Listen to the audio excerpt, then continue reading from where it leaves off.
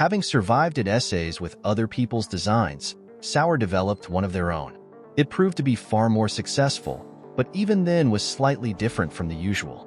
The pistol appeared in 1913 and was a .32 auto blowback featuring a fixed barrel, annular recoil spring, lightweight tubular slide, and a separate breech block retained in the slide by a knurled screw cap at the rear end.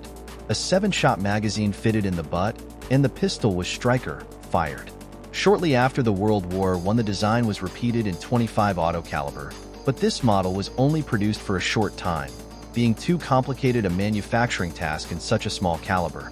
It was replaced by a more conventional design, the WT, westentaschen / vest pocket, model, which generally resembled the baby Browning but still had the Sauer separate breech block pinned into the slide.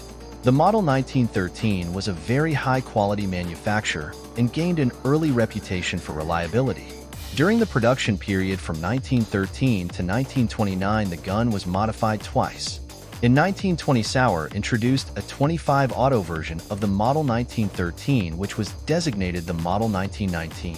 3 variants of the Model 1919 are known. This first WTM is easily identified by the flutings, or serrations, which are present on the forward end of the slide as well as on the rear, where they form the finger grips. Possibly it was thought that they improved the appearance of the arm. In 1926, Sauer introduced the Model 1926 export pistol, which was an improved Model 13. The Model 1926 was finished quite beautifully, and the majority were exported to the USA. Only a few thousand were made, making it a very desirable pistol. Due to competition from the Walther Model 8 and Model 9, Sauer was also forced to produce vest pocket pistols, which are known as the Model 1920, 1928, and 1933.